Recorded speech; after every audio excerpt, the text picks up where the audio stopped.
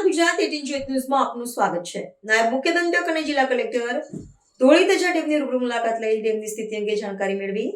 ડેમની જળ સપાટી, પાણીનો ઇનફ્લો અને આઉટફ્લો અંગે ઝીણવટભરી વિગતો મેળવીને સમગ્ર પરિસ્થિતિની સમીક્ષા કરાઈ। સુરેન્દ્રનગર જિલ્લામાં વરસી રહેલા સાર્વત્રિક વરસાદને પગલે જિલ્લાની પાણીની સમસ્યા મોટા ભાગે હલ થઈ ગઈ છે। ત્યારે ડેમની સ્થિતિનો તાગ મેળવવા નાયબ મુખ્ય દંડક જગદીશભાઈ મકવાણા અને જિલ્લા કલેક્ટર GH સોલંકીએ ધોળીધજા ડેમની રૂબરૂ મુલાકાત કરી હતી। આ મુલાકાત દરમિયાન તેમણે ડેમની જળ સપાટી, પાણીનો ઇનફ્લો અને આઉટફ્લો અંગેની ઝીણવટભરી વિગતો મેળવીને સમગ્ર પરિસ્થિતિની સમીક્ષા કરી હતી। ડેમ પૂરેપૂરો ભરાઈ ગયો હોવાથી ભવિષ્યમાં જો વધુ પાણી છોડવાની જરૂર ઊભી થાય તો નીચાણવાળા વિસ્તારોમાં કોઈ જાનહાની ન થાય તે અંગે જરૂરી સૂચના અને માર્ગદર્શન પણ આપવામાં આવ્યું હતું। આ મુલાકાત દરમિયાન નાયબ મુખ્ય દંડક જગદીશભાઈ મકવાણાએ પરિસ્થિતિનો ચિત્તાર આપતા જણાવ્યું હતું કે છેલ્લા 3 દિવસથી વરસી રહેલા અવિરત વરસાદને કારણે ભરાયેલા પાણીના નિકાલ માટે મહાનગરપાલિકા દ્વારા સઘન પ્રયાસો કરવામાં આવી રહ્યા છે। ડેમની જળ સપાટી અંગે માહિતી આપતા તેમણે ઉમેર્યું હતું કે હાલમાં ધોળીધજા ડેમ 100% ભરાઈ ચૂક્યો છે, જ્યારે ઉપરવાસમાં આવેલો નાયકા ડેમ 65% ભરાયેલો છે। જો વધુ વરસાદ પડે તો ડેમ ઓથોરિટી અને જિલ્લા વહીવટીતંત્રના સંકલનથી સંપૂર્ણ સાવચેતી સાથે પાણીના દરવાજા ખોલીને નીચાણવાળા વિસ્તારોમાં કોઈ જાનમાલનું નુકસાન ન થાય તેની ખાસ તકેદારી રાખવામાં આવશે। વધુમાં જિલ્લા કલેક્ટરશ્રીએ મીડિયા સાથે વાતચીત કરતા જણાવ્યું હતું કે હવામાન વિભાગની 3 કલાક માટેની રેડ એલર્ટની આગાહીને ધ્યાનમાં રાખીને જિલ્લા વહીવટીતંત્ર દ્વારા નાગરિકોની સુરક્ષા માટે સઘન પ્રયાસો હાથ ધરવામાં આવ્યા છે।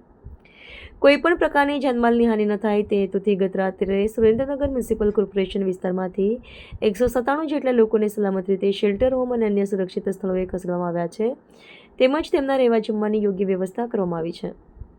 હાલમાં નર્મદા કેનાલમાંથી આવતા પાણીનો ઇનફ્લો ઘટી ગયો છે, જે એક રાહતરૂપ બાબત છે। સુરક્ષાના ભાગરૂપે માર્ગ મકાન વિભાગ સ્ટેટના 6 જેટલા હાઈવે અને પંચાયત હસ્તકના જ્યાં કોઝવે પરથી પાણી ફરી વળ્યા છે તેવા અંદાજે 30 જેટલા રસ્તાઓ બંધ કરવામાં આવ્યા છે। સમગ્ર વહીવટીતંત્ર પરિસ્થિતિ પર સતત નજર રાખી રહ્યું છે અને નાગરિકોને પણ સંપૂર્ણ સાવચેતી રાખવા અપીલ કરવામાં આવી છે। છેલ્લા 3 દિવસથી વરસેલા વરસાદને કારણે જે જગ્યાએ પાણી ભરાયેલા છે ત્યાં કોર્પોરેશન દ્વારા અન્ય નગરપાલિકાઓના માધ્યમથી પણ એ પાણીને ઉલેચવા માટે અને પાણીનો યોગ્ય નિકાલ થાય એ દિશામાં તંત્ર દ્વારા પૂરા પ્રયત્નો થઈ રહ્યા છે। અને આજે જ્યારે આ ધોળીધજા ડેમની મુલાકાત લીધી છે ત્યારે આપણા જિલ્લાના સમાહર્તા કલેક્ટર સાહેબ અને અન્ય પદાધિકારીઓ સાથે જ્યારે ડેમ ઉપર વિઝિટ થઈ છે ત્યારે ડેમમાં પાણીનું પ્રમાણ અત્યારે 100% છે, જ્યારે ઉપરવાસ નાયકા ડેમ એ 65% ભરાયેલો છે। જો વધારે વરસાદ થશે અને એ નાયકા ડેમમાં પાણીની આવક વધારે થશે તો જે ડેમ ઓથોરિટીના અધિકારીઓ જિલ્લા વહીવટીતંત્ર સાથે સંકલન કરી અને પાણીના દરવાજા ધીમે ધીમે ખોલી અને નીચાણવાળા વિસ્તારમાં કોઈપણ પ્રકારનું જાનહાનિ કે માલહાનિ ન થાય એ પ્રકારનું પૂરતું ધ્યાન રાખી અને પાણીને છોડાવશે। સરકાર તમામ પ્રકારના પ્રયત્નો આવી વિપરીત પરિસ્થિતિની અંદર લોકોને મુશ્કેલી ન પડે એ પ્રકારે પગલાં લઈ રહી છે। આજે શેલ્ટર હોમની પણ અમે વિઝિટ કરી અલગ અલગ 3 જગ્યાએ 197 જેટલા લોકોને આશ્રય આપી જે નીચાણવાળા વિસ્તારમાં રહેતા હતા તેમને ત્યાં જમવા અને રહેવાની વ્યવસ્થા પણ ખૂબ જ સારી કરી છે, જેની અમે આજે પ્રત્યક્ષ મુલાકાત પણ લીધી છે।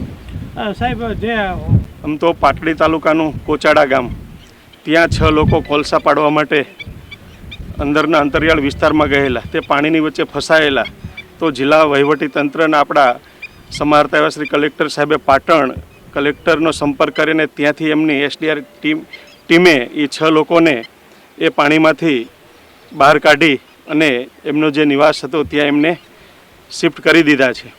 સાથે સાથે જે ઓળખ લખતરવાળા રોડ ઉપર જે વરસાદને કારણે પાણી ભરાયું તે પણ પાણી ધીમે ધીમે ઓસરતા થયા છે। હવે આપણે જે પ્રકારે માનીએ છીએ તેવી મુશ્કેલી ત્યાં નથી।